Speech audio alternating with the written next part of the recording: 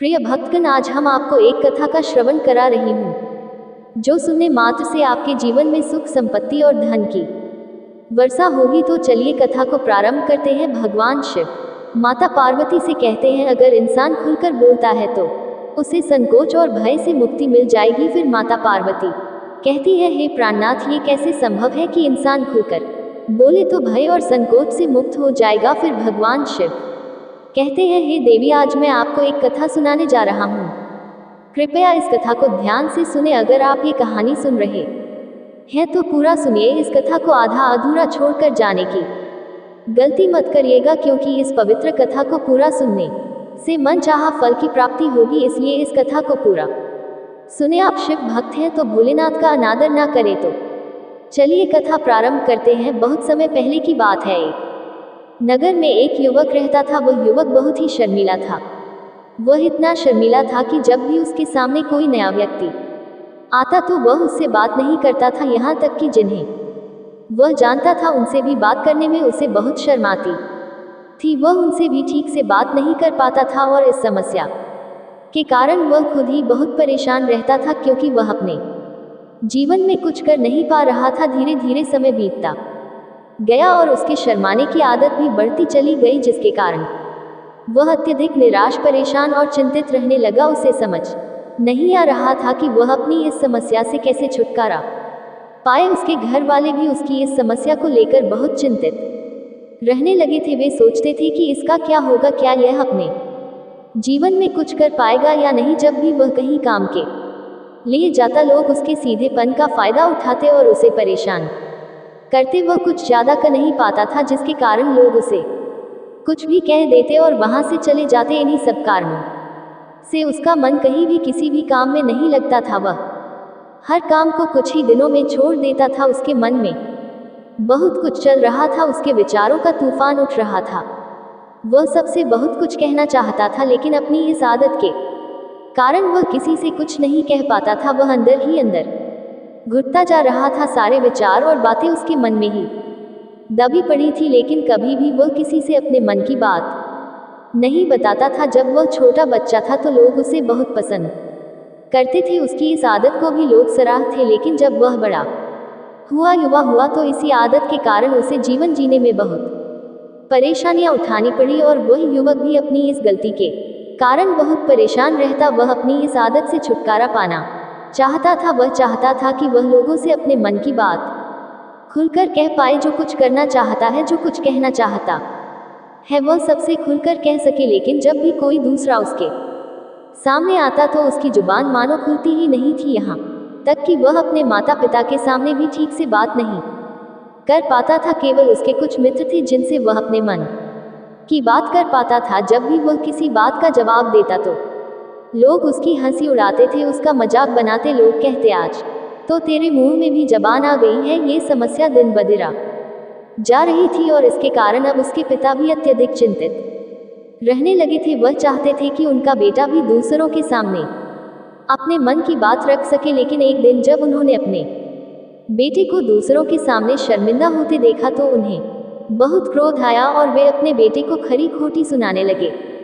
उन्होंने उसे इतना डांट दिया कि वह युवा लड़का अत्यधिक क्रोधित हो गया और बिना कुछ कहे वहां से चला गया। शाम हो चुकी थी और अब तक उनका बेटा घर नहीं लौटा था। माता और पिता दोनों बहुत ही चिंतित थे। वे अपने बेटे को वापस घर पर देखना चाहते थे, लेकिन वह युवा लड़का भागते भागते पहाड़ की चोटी पर जा पहुंचा था। वह वहां से नीचे की ओर झांक रहा था और भगवान शिव से कह रहा था, हे महादेव, आपने मुझे ऐसा क्यों बनाया? लोग मेरा मजाक उड़ाते हैं, लोग मेरी हंसी उड़ाते हैं। जब मैं इस दुनिया में अपने मन की बात नहीं रख सकता, किसी से कुछ कह नहीं सकता, तो फिर इस जीवन को जीकर क्या करूंगा? जब भी मैं किसी से कुछ कहने की कोशिश करता हूँ, लोग मेरा मजाक बनाते हैं, मेरी हंसी उड़ाते हैं और मुझसे कुछ भी कहकर चले जाते हैं और मैं उनका जवाब नहीं दे पाता। ऐसे जीवन को जीकर मुझे क्या मिलेगा? इसलिए मैं तेरे पास आ रहा हूँ। इतना कहकर जैसे ही वह युवक कूदने की तैयारी कर रहा था, तभी पीछे से आवाज आई, बेटा, जान देना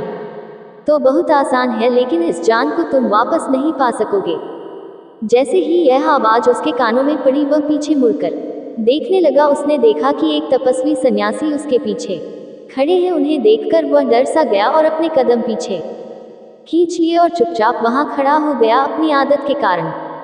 वह उनसे कुछ कह नहीं पा रहा था। तभी तपस्वी सन्यासी उस युवक से कहते हैं, बेटा क्या बात है, आखिर तुम यहाँ पर क्या कर रहे हो और तुम अपने इस जीवन को क्यों समाप्त करना चाहते हो? यह अनमोल जीवन बहुत कम लोगों को नसीब होता है और तुम्हें ये जीवन व्यर्थ लगता है। उस पर वह युवक कहता है, नहीं नहीं कुछ नहीं, मैं तो बस यहाँ खड़ा होकर देख रहा था। तभी तपस्वी सन्यासी उस युवक से कहते हैं, बेटा मैं जानता हूँ कि तुम यहाँ क्या करने आए थे, तुम मुझसे कुछ नहीं छुपा सकते, लेकिन मैं चाहता हूँ कि तुम अपनी समस्या खुद मुझसे बताओ, तभी मैं तुम्हारा समाधान कर पाऊंगा। अगर तुम चाहते हो कि कोई तुम्हारी मदद करे तो पहले तुम्हें ही आगे बढ़ना होगा। अगर तुम चाहते हो कि मैं तुम्हारी समस्या का समाधान करूं तो तुम्हें मुझे अपनी समस्या बतानी होगी, वरना मैं कुछ नहीं कर सकूंगा। उन तपस्वी सन्यासियों की यह बात सुनकर वह युवक कहता है, नहीं नहीं मैं ठीक हूँ, मैं सच कह रहा हूँ। उस युवक की यह बात सुनकर तपस्वी सन्यासी कहते हैं, ठीक है बेटा, अगर तुम नहीं चाहते कि मैं तुम्हारी मदद करूं तो कोई बात नहीं, मैं तुम्हारी बात पर विश्वास कर लेता हूं, लेकिन तुम्हें भी मेरी एक बात पर विश्वास करना चाहिए कि मैं तुम्हारी मदद के लिए ही यहाँ आया हूँ। तुम चाहो तो अपनी समस्या मुझे बता सकते हो और मैं तुम्हारी इस समस्या का समाधान अवश्य करूंगा। इसका जवाब देते हुए युवक कहता है, नहीं नहीं मैं ठीक हूँ, आप जाए। इस पर तपस्वी सन्यासी कहते हैं, ठीक है बेटा, अगर तुम चाहते हो कि मैं यहाँ से चला जाऊं तो मैं यहाँ से चला जाता हूँ, लेकिन मेरी एक बात याद रखना, मेरे जाने के बाद मैं तुम्हारी कोई मदद नहीं कर पाऊंगा और हो सकता है कि तुम्हारी मदद के लिए कोई और भी आगे ना आए। इतना कहकर तपस्वी सन्यासी पीछे की ओर मुड़े और अपने मार्ग में आगे बढ़ने लगे। वह युवक वहीं खड़ा होकर यह सब देख रहा था। जैसे ही वह कुछ दूर पहुंचे, उस युवक ने जो जोर से आवाज लगाई, गुरुदेव मेरी समस्या बहुत बड़ी है, क्या आप उसका समाधान कर सकेंगे? क्या आप मुझे उसका समाधान दे सकेंगे? ये सुनकर तपस्वी सन्यासी वहीं रुक गए और पीछे मुड़कर बोले, बेटा इस दुनिया में कोई भी ऐसी समस्या नहीं है जिसका कोई समाधान ना हो। यदि तुम मुझे अपनी समस्या बताओगे तो मैं उसका समाधान अवश्य करूंगा। तभी वह युवक अपनी समस्या बताते हुए कहता है, गुरुवर मेरी एक बहुत बड़ी समस्या है कि मैं शर्मिला हूँ, जिसके कारण मैं किसी से कोई बात नहीं कर पाता, यहाँ तक कि मैं अपने मन की बात भी किसी को नहीं बता पाता। जब भी मैं किसी से बात करने की कोशिश करता हूँ तो लोग मेरा मजाक उड़ाते हैं, मेरी हंसी उड़ाते हैं। जब भी मुझे कोई खरी खोटी सुनाता है, उल्टी सीधी बातें करता है, तो मैं उनका जवाब नहीं दे पाता। मैं लोगों की तरह चालाक बनना चाहता हूँ, लोगों की तरह बातों का जवाब देना चाहता हूँ, अपने मन की बात करना चाहता हूँ। मैं इस दुनिया के साथ कदम से कदम मिलाकर आगे बढ़ना चाहता हूँ, क्या इसका कोई समाधान है? तपस्वी सन्यासी ने उसकी सारी बातें ध्यानपूर्वक सुनी और फिर बोले, बेटा जरूरत से ज्यादा शर्मिला होना ये दर्शाता है कि तुम्हारे अंदर कोई डर है जिसे तुम पहचान नहीं पा रहे हो, इसका समाधान करने में भी असमर्थ हो। शर्म करना अलग बात है और डरना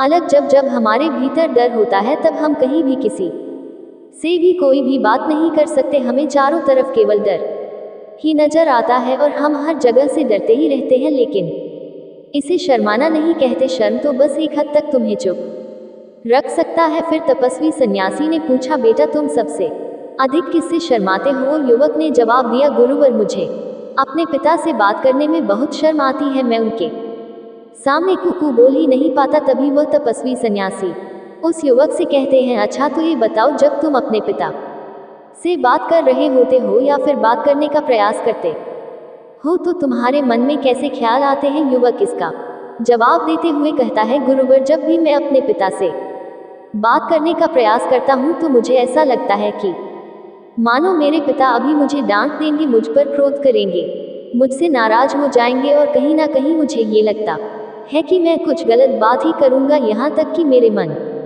में ऐसे भी ख्याल आते हैं कि शायद मेरे पिता मुझसे प्यार ही नहीं करते। परंतु गुरुवर आप कहते हैं कि शर्म अलग है और डरना अलग बात है, तो क्या कोई ऐसा उपाय है जिससे मुझे डर ही ना हो? क्या कोई ऐसा रास्ता है जिससे मेरे अंदर का ये डर पूरी तरह से समाप्त हो जाए? कृपा करके मुझे इस समस्या का समाधान बताएं। मुझे अपने इस डर से बाहर निकालना है, मुझे लोगों की तरह अपने इस जीवन को खुलकर जीना है।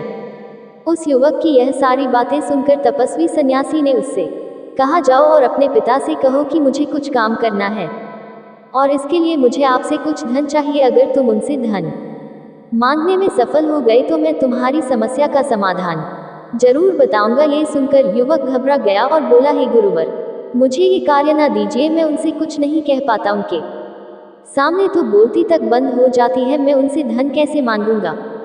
तपस्वी सन्यासी ने कहा, तब तो तुम्हारी समस्या का कोई समाधान नहीं है और ना ही तुम कभी अपने जीवन को खुलकर जी पाओगे। ये सुनकर युवक ने कहा, गुरुवर ऐसा ना कहे, कृपया मुझे कोई और कार्य बताए जिससे मेरे अंदर का डर पूरी तरह समाप्त हो जाए। तपस्वी सन्यासी ने जवाब दिया, बेटा, अगर तुम्हें अपने अंदर के डर को समाप्त करना है तो पहले तुम्हें मेरा ये कार्य करना होगा जो मैंने तुम्हें कहा है। युवक ने घबराकर काफी देर सोचने के बाद कहा, ठीक है, अगर आप चाहते हैं कि मैं ये कार्य करूं तो मैं इसे करने का पूरा प्रयास करूंगा। इतना कहकर वह युवक अपने घर लौट गया। उसे देखकर उसके माता पिता बहुत खुश हो गए और वह युवक अपने पिता से डरते डरते कहता है, पिताजी, मुझे आपसे कुछ बात कहनी है। इस पर उसके पिता कहते हैं, बोलो, क्या बात है। यह आगे कहता है, पिताजी, मैं कुछ काम करना चाहता हूँ और उसके लिए मुझे आपसे कुछ धन चाहिए, क्या आप मुझे कुछ धन दे सकते हैं। इतना सुनकर उस युवक के पिता ने उसकी ओर ध्यान से देखा। काफी देर देखने के बाद वह खुशी से झूम उठे और तुरंत ही उन्होंने कुछ धन अपने पुत्र के हाथों पर रख दिया और कहने लगे, बेटा, इतना धन काफी है या तुम्हें और चाहिए। इसके जवाब में वह युवक अपने पिता से कहता है, नहीं नहीं पिताजी, इतना काफी है, मैं इतने से काम चला लूंगा। वह युवक उस धन को लेकर तुरंत दौड़ता हुआ उन तपस्वी सन्यासी के पास लौटा और जो धन उसने अपने हाथों में ले रखा था उसे दिखाते हुए कहता है, गुरुवर, जैसा आपने कहा था मैं धन लेकर आपके पास आ चुका हूँ। मैंने अपने पिता से धन मांग लिया है, अब मुझे आप मेरी समस्या का समाधान बताओ। तभी तपस्वी सन्यासी उस युवक से कहते हैं, अरे इतनी जल्दी क्या, अभी तो तुम्हें मेरे लिए एक और काम करना है, तभी मैं तुम्हें तुम्हारी समस्या का समाधान अवश्य बताऊंगा और यदि तुम मेरे लिए इस कार्य को पूरा नहीं कर सके तो मैं तुम्हें कभी भी तुम्हारी समस्या का समाधान नहीं बताने वाला। तभी वह युवक उन तपस्वी सन्यासी से कहता है, हे गुरुवर, अभी तो मैंने आपके लिए एक काम किया है, अभी आप मुझे एक और काम करने के लिए कह रहे हैं। तभी तपस्वी सन्यासी उस युवक से कहते हैं, हाँ, तुम्हें मेरे लिए एक और काम करना ही होगा। वह युवक एक बार फिर से काफी देर सोच विचार कर उन तपस्वी सन्यासी से कहता है, अच्छा ठीक है, बताए अब मुझे क्या करना है। इसके जवाब में तपस्वी सन्यासी उस युवक से कहते हैं, जाओ और यह धन जो तुमने अपने पिता से मांग कर लाया है, इस धन को वापस अपने पिता को लौटा दो और साथ ही ये भी कहना कि पिताजी, मैं अभी काम नहीं करना चाहता हूँ, लेकिन जब समय आएगा तो मैं आपसे ये धन वापस ले लूंगा और उससे अपना काम पूरा करूंगा। ये बात सुनकर युवक एक बार फिर से ऊपर से नीचे तक पूरी तरह से कांप गया और कहने लगा, गुरुवर, आप मुझे कोई और काम सौंप दीजिए, मैं उसे जरूर करूंगा, लेकिन अब यदि मैं धन लेकर उनके पास वापस गया तो वह क्या सोचेंगे मेरे बारे में, मैं तो शर्मिंदा हो जाऊंगा उनके सामने, इसलिए गुरुवर, कृपया करके मुझे कोई और काम दे दीजिए। तभी तपस्वी सन्यासी उस युवक से कहते हैं, बेटा, जो काम मैंने तुम्हें सौंपा है तुम्हें उसी कार्य को पूरा करना होगा, अन्यथा तुम्हारी समस्या का समाधान मैं तुम्हें नहीं बताने वाला। काफी देर सोच विचार करने के बाद वह उन तपस्वी सन्यासी से कहता है, ठीक है गुरुवर, मैं वापस जाता हूँ और यह धन लौटा कर आता हूँ। वह तुरंत दौड़ा अपने पिता के पास वापस लौटा और उसने अपने पिता से कहा, पिताजी, मैं ये धन अभी नहीं लेना चाहता, अभी यह धन आप मुझसे वापस ले लीजिए, जब मुझे कोई काम पड़ेगा तो मैं आपसे ये धन वापस ले लूंगा। उसके पिता ने उस युवक की तरफ घूर घूर कर काफी देर तक देखा और फिर मुस्कुराते हुए कहने लगे, बेटा, मैं समझता हूँ कि किसी भी काम को शुरू करने से पहले हमें उसके बारे में जानकारी इकट्ठा करनी चाहिए, उसके बारे में समझना जरूरी है, कब क्या कैसे और कब तक करना है, इसके बारे में जानकारी लेना बहुत जरूरी है। कोई भी काम ऐसे ही शुरू नहीं किया जा सकता, हमें ये भी अनुमान लगाना पड़ता है कि उसमें हम सफल होंगे या नहीं, और जब हम इन सभी के बारे में सही जानकारी प्राप्त कर लेते हैं तभी हमें धन लगाना चाहिए। मुझे बहुत खुशी है कि तुमने ये सही निर्णय लिया है। जब तुम्हें ये समझ में आ जाए कि जो कार्य तुम करने जा रहे हो वह तुम्हारे लिए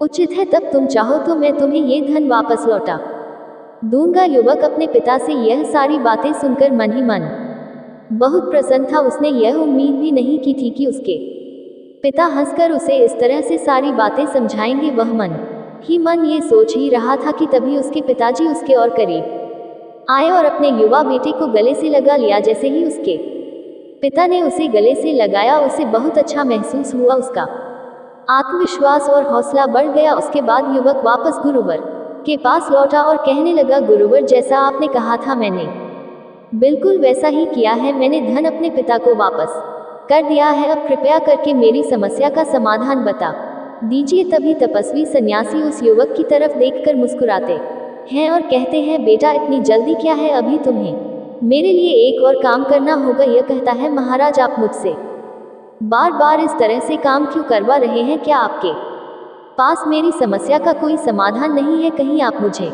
बेवकूफ़ तो नहीं बना रहे जिस तरह से लोग मुझे बेवकूफ़ बनाते हैं? क्या आप भी मेरे साथ वही कर रहे हैं? आपने कहा था कि अपने पिता से पैसे मांग कर लाओ। मैंने पैसे मांग कर लाए। फिर आपने कहा कि यह पैसे अपने पिता को लौटा दो। मैंने आपके कहे अनुसार बिल्कुल वैसा ही किया और अब आप कह रहे हैं कि मैं आपके लिए एक और काम करूं? नहीं, यह मुझसे नहीं होगा। तभी तपस्वी सन्यासी मुस्कुराते हुए कहते हैं, बेटा, बस यह आखिरी काम है और यह बहुत सरल भी है। जैसे ही तुम इस कार्य को पूरा करोगे, मैं तुम्हें वचन देता हूँ कि तुम्हारी समस्या का समाधान अवश्य बताऊंगा। इस पर युवक थोड़ी देर सोचता है और फिर कहता है, ठीक है, लेकिन यह आखिरी काम होगा जो मैं आपके लिए करूंगा। बताए मुझे क्या करना है? तभी तपस्वी सन्यासी एक मूर्ति निकालकर उस युवक के हाथ में थमा देते हैं। वह मूर्ति देखने में बहुत ही साधारण सी थी, लेकिन तपस्वी सन्यासी उस युवक से कहते हैं, बेटा, तुम्हें इसे बाजार में ले जाना है, इसे बेचना है और इसके बदले में 100 स्वर्ण मुद्राएं लेकर आना है। जब तुम ये करने में सफल हो जाओगे, तभी मैं तुम्हारी समस्या का समाधान बता पाऊंगा। वह युवक उस मूर्ति को अपने हाथ में ले बड़े ही गौर से देखता है और तपस्वी सन्यासी से कहता है, हे गुरुवर, ये तो बड़ी ही साधारण सी मूर्ति लग रही है, मानो मिट्टी की बनाई गई हो। इसके लिए भला 100 स्वर्ण मुद्राएं कौन देगा? इसके 1 या 200 स्वर्ण मुद्राएं मिल जाए वही बहुत है, लेकिन 100 स्वर्ण मुद्राएं कोई नहीं देगा। तभी तपस्वी सन्यासी उस युवक से कहते हैं, बेटा, मैंने जो तुम्हें काम सौंपा है, यदि तुम उसे पूरा करोगे तभी तुम्हें तुम्हारी समस्या का समाधान मिल पाएगा। अन्यथा तुम चाहो तो अपने घर लौट सकते हो, फिर से वही अपने पुराने जीवन में, जहां लोग तुम्हारा मजाक बनाते हैं, तुम्हें डराते हैं और सताते हैं। मैं तुम्हें यहाँ तुम्हारे डर को निकालने में मदद कर रहा हूँ। तुम मेरे यहाँ काम करके अपने डर को धीरे धीरे भगा पाओगे। मेरे इस काम को पूरा करो, तुम्हें सब समझ आ जाएगा। वह युवक तपस्वी सन्यासी की बात सुनकर मन ही मन विचार करता है कि मुझे तो मेरी समस्या का समाधान किसी भी हालत में चाहिए। इस कारण वह उस मूर्ति को उठाकर बाजार की ओर चल पड़ता है। बाजार पहुंचकर वह एक जगह चुपचाप उस मूर्ति को लेकर खड़ा हो जाता है और इंतजार करने लगता है कि कोई आएगा और उससे उस मूर्ति के बारे में पूछेगा। तब वह उस मूर्ति के लिए 100 स्वर्ण मुद्राएं की मांग करेगा। देखते ही देखते काफी समय बीत गया, लेकिन अभी तक उसके पास कोई भी व्यक्ति नहीं आया था। उसने आसपास देखा तो लोग चिल्ला चिल्लाकर अपने सामान को बेच रहे थे, जोर जोर से आवाज लगा रहे थे। उसने भी सोचा कि यदि मुझे अपनी इस मूर्ति को बेचना है तो मुझे भी जोर जोर से आवाज लगानी होगी। उस युवक ने चिल्लाना शुरू किया, लेकिन वह इतनी जोर से नहीं चिल्ला रहा था कि उसकी आवाज खुद उसे सुनाई दे। तो भला उसकी आवाज को दूसरे कैसे सुनते, जिस कारण उसे कोई भी व्यक्ति खरीदने के लिए तैयार नहीं था। धीरे धीरे शाम का समय हो चुका था और उस व्यक्ति को ये डर था कि कहीं वह तपस्वी सन्यासी वहां से चला ना जाए, अन्यथा उसकी समस्या का समाधान कौन देगा? ये सोचकर उसने जोर जोर से आवाज लगानी शुरू की। 100 स्वर्ण मुद्राएं में यह मूर्ति ले लो। उसकी आवाज सुनकर लोग उसके पास आने लगे और उससे सवाल करने लगे, इस मूर्ति में ऐसा क्या है जो तुम इसके लिए 100 स्वर्ण मुद्राएं की मांग कर रहे हो? इसके अंदर ऐसा कुछ तो खास होगा ही। युवक काफी देर सोच विचार कर कहता है, नहीं नहीं, मुझे कुछ नहीं पता, मैं तो बस यह मूर्ति यहाँ पर बेचने आया हूँ। तभी उनमें से एक युवक कहता है, अगर ऐसी बात है तो इस मूर्ति को कोई नहीं खरीदने वाला। आखिर इस मूर्ति में ऐसा क्या खास है जिसके लिए तुम 100 स्वर्ण मुद्राएं कि मान कर रहे हो ये तो तुम्हें बताना ही पड़ेगा धीरे धीरे। कई लोग उसके पास आए और सभी ने बस एक ही सवाल किया, आखिर इस मूर्ति में ऐसा क्या खास है, ऐसी क्या बात है जिसके लिए तुम 100 स्वर्ण मुद्राएं की मांग कर रहे हो। उस युवक ने उनसे बातचीत की, उन्हें समझाने की कोशिश की, कई प्रयत्न किए, लेकिन कोई भी मूर्ति को 100 स्वर्ण मुद्राएं देकर खरीदने के लिए तैयार नहीं था। वह निराश हो गया, उसे कुछ समझ नहीं आ रहा था कि वह क्या करे। तभी बाजार में उसने देखा कि कुछ लोग अपने सामानों की खासियत बता रहे हैं और उसे बेचने के लिए उसकी विशेषताओं के बारे में लोगों को समझा रहे हैं। ये देखकर उसने भी सोचा कि मुझे भी इस मूर्ति की कुछ खासियत लोगों को बतानी है। उसने फिर एक बार जोर जोर से आवाज लगानी शुरू की, हर समस्या का समाधान निकालने वाली मेरी गुरु की इकलौती मूर्ति, जो इस दुनिया में केवल एक ही है जिसके पास भी यह मूर्ति होगी, उसके घर में कोई समस्या नहीं होगी। यह मूर्ति उस समस्या का समाधान तुम अवश्य बताएगी। यह सुनकर लोग उसके पास पहुंचने लगे और उससे ये सवाल करने लगे, क्या सच में यह मूर्ति जिसके पास होगी उसके पास कोई समस्या नहीं होगी? क्या सच में ये सभी समस्याओं का समाधान करती है? युवक ने जवाब दिया, हाँ, यह मूर्ति सभी समस्याओं का समाधान कर देती है। अगर आप इसे अपने घर ले जाते हैं तो कोई भी समस्या हो, कैसी भी परिस्थिति हो, इसका समाधान आपको जरूर मिलेगा। ये सुनने के बाद सभी को वही एक मूर्ति चाहिए थी। लोग मूर्ति के दाम लगाने लगे, कोई 200 स्वर्ण मुद्राएं, कोई 400, कोई 600, तो कोई 100 स्वर्ण मुद्राएं देने के लिए तैयार था। मूर्ति की कीमत लगातार बढ़ती जा रही थी। जैसे जैसे लोगों को पता चलता गया कि यह मूर्ति समस्याओं का समाधान करती है, वे इसे किसी भी कीमत पर खरीदने के लिए तैयार हो गए। अब युवक भी आत्मविश्वास के साथ और जोर से चिल्ला रहा था, लोगों को मूर्ति के बारे में समझा रहा था। अब उसके मन में कोई डर नहीं था, वह आत्मविश्वास के साथ बिना घबराए मूर्ति की खासियत बताने में लगा हुआ था, जिससे लोग उस पर भरोसा कर रहे थे और यह भरोसा उनकी नज़रों में साफ दिख रहा था। जैसे जैसे अंधेरा होता गया, लोगों की भीड़ कम होने का नाम ही नहीं ले रही थी। लोग उस मूर्ति को खरीदना चाहते थे। युवक ने जोर से आवाज लगाई, मुझे क्षमा करें, यह मेरे गुरु की मूर्ति है और मैं इसे बेचना नहीं चाहता। इतना कहकर वह युवक मूर्ति को लेकर वापस खाली हाथ लौट आया और अपने गुरु के पास पहुंचकर कहने लगा, हे गुरुदेव, आपका बहुत बहुत धन्यवाद। इस मूर्ति ने मेरी समस्या का समाधान कर दिया। मुझे समझ में आ गया कि मेरी क्या समस्या थी। हालांकि मैं इसे बेचकर 100 स्वर्ण मुद्राएं तो आपके लिए नहीं ला पाया, लेकिन मुझे मेरी स्या का समाधान अवश्य मिल गया। आपका बहुत बहुत धन्यवाद। ये सुनकर तपस्वी सन्यासी उस युवक से कहते हैं, बेटा, मैंने तुम्हारी समस्या का समाधान नहीं किया है, तुमने खुद ही अपनी समस्या का समाधान किया। अपनी समस्या तुमने खुद ही सुलझा ली है। तुम्हारे मन में हजारों सवाल थे, जैसे कि मैं ये करूंगा तो लोग मेरे बारे में क्या सोचेंगे, यदि मैं अपना मुंह खोलूंगा तो लोग मुझ पर हंसेंगे, यदि मैंने मुंह खोला तो मैं कुछ गलत ही करूंगा। ऐसे कई सारे विचार तुम्हारे मन में थे। तुमने अपने मन में कई सारे डर पाल रखे थे, लेकिन जब इस मूर्ति को बेचने के दौरान तुमने उन हजारों लोगों का सामना किया, उनके सामने खुलकर अपनी बात रखी और वह कहा जो तुम्हें कहना था, तो तुम्हारे मन का डर खुद ही समाप्त हो गया। जिसे तुम शर्माना कहते थे, वह अपने आप ही तुम्हारे भीतर से कहीं गायब हो गया। युवक अपने गुरु की यह बात सुनकर कहता है, गुरुवर, आप सही कहते हैं। आपने आज मेरे मन में वह विश्वास जगा दिया है जिससे मैं अब अपने जीवन में कुछ भी हासिल कर सकता हूँ।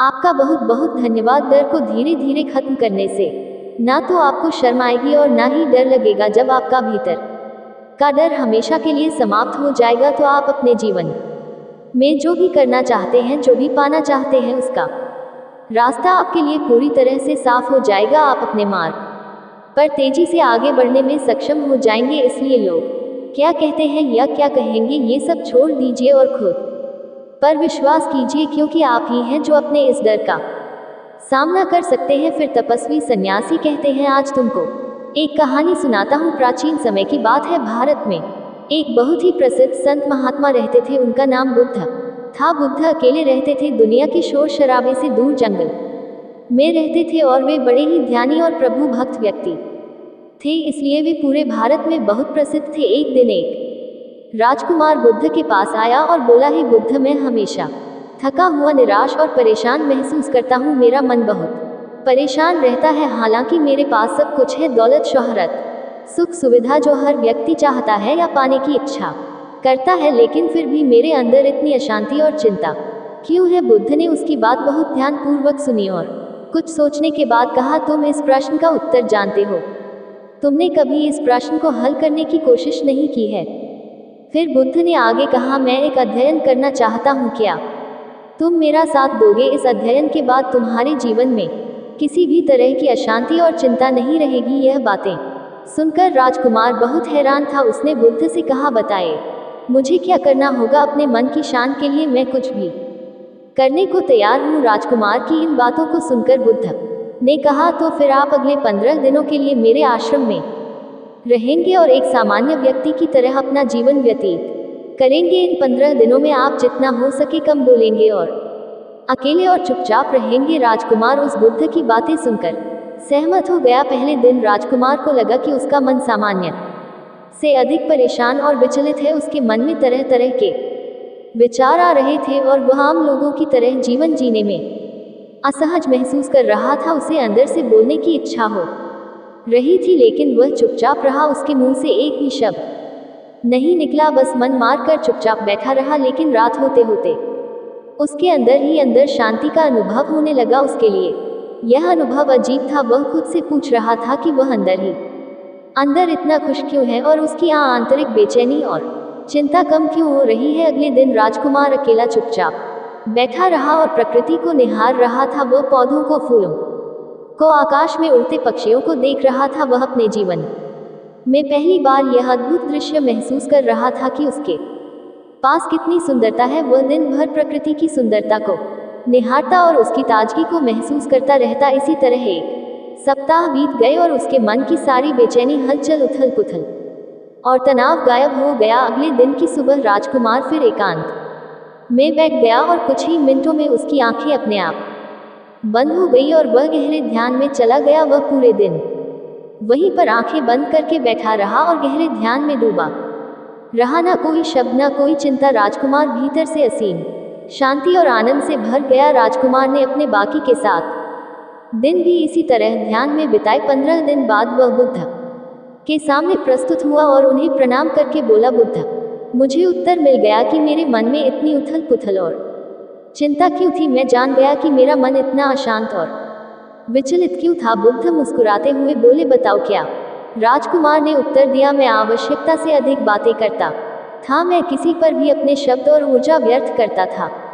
मैं दिन भर अपने दोस्तों से बेकार की बातें करता रहता और फिर उन्हीं के बारे में अकेले में सोचता रहता। ज़्यादातर समय नकारात्मक ही सोचता था। इस तरह मैं बस अपना समय बर्बाद कर रहा था। ज़्यादा बोलने और नकारात्मक सोचने की वजह से मेरा मन अशांत और बेचैन हो रहा था और इसी कारण मैं किसी भी काम को ठीक से नहीं कर पा रहा था। इससे मैं हर काम में असफल होने लगा और लगातार मिलती असफलताओं की वजह से और भी उदास और चिड़चिड़ा हो गया था। इन सब चीज़ों की वजह से मेरा जीवन नष्ट हो रहा था। लेकिन यहाँ पर बीते हुए 15 दिन मेरे लिए पूरी तरह से अलग थे। मुझे कुछ अलग ही एहसास हो रहा था। मुझे ऐसा लग रहा था कि मैं पूरी तरह से अपनी ज़िंदगी जी रहा हूँ, लेकिन इससे पहले मैं अपना जीवन गलत तरीके से जी रहा था। मैंने ये भी सीखा कि हमें सिर्फ ध्यान करने की ज़रूरत नहीं है, ध्यान अपने आप होता है जब हम शांत और मौन होते हैं। ध्यान के पिछले कुछ दिनों के दौरान मैंने जो पहली चीज़ सीखी वह यह है कि मनुष्य के जीवन की सबसे महत्वपूर्ण चीज़ स्वयं को जानना ही है। ये सुनकर बुद्ध ने कहा, सिर्फ तुम ही नहीं, दुनिया में ज़्यादातर लोग ज़रूरत से ज़्यादा बोलते हैं। आज भी लोग ज़्यादातर समय केवल एक दूसरे को नीचा दिखाने के लिए ही बोलते हैं। कुछ लोग ना चाहते हुए भी बातें करते हैं और अपना जीवन बर्बाद कर लेते हैं। बुद्ध ने राजकुमार को चुप रहने का महत्व समझाते हुए कहा। एक बार बुद्ध से उनके शिष्यों ने पूछा, प्रिय बुद्ध, आप ज़्यादा समय चुप क्यों रहते हैं? बुद्ध ने कहा, क्योंकि चुप रहने से व्यक्ति अंदर से आनंद और शांति की गहराइयों में होता है। मौन अपने भीतर की ओर उतरने की पहली सीढ़ी है। मौन के बिना स्वयं को जानना असंभव है। स्वयं को जानने और समझने का पहला नियम है कि मौन हो जाओ। उतना ही बोलो जितना अत्यंत आवश्यक हो। बेफिजूल की बातें करना छोड़ दो। तुम अचानक पाओगे कि 90% से भी ज़्यादा लोग व्यर्थ ही ज़्यादा बोलकर अपना समय बर्बाद कर रहे हैं। ना बोलने का कोई भी नुकसान नहीं है, लेकिन यदि आप ज़्यादा बोलते हैं तो आप अत्यधिक गलती कर देते हैं। अगर व्यक्ति कम बोलना शुरू कर दे तो दुनिया की 90% मुसीबतें कम हो जाएंगी, झगड़े फसाद कम हो जाएंगे, उपद्रव कम हो जाएंगे। अगर लोग चुप रहना सीख ले तो संसार की बहुत सारी समस्याएं हल हो जाएंगी। बहुत सारा उपद्रव सिर्फ बोलने से पैदा होता है। सारी बात मौन सीखने की है। जब तुम नहीं बोलते तब तुम एकांत में अकेले हो जाते हो। भीड़ भाड़ वाले बाजार में खड़े होकर भी नहीं बोलते, हिमालय के शिखर पर पहुंच गए।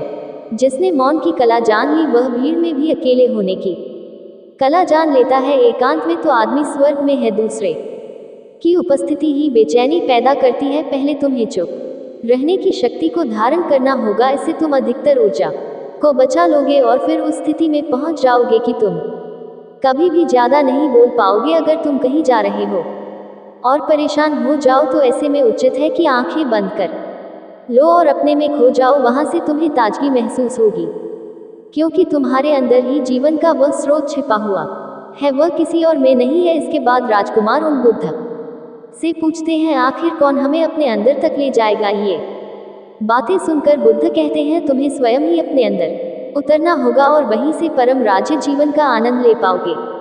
आनंद का यहीं से जन्म हुआ है, यहीं से तुम मौत में डूब जाओगे, यही तुम्हारा सूरज उदय होगा और यहीं से अस्त होगा।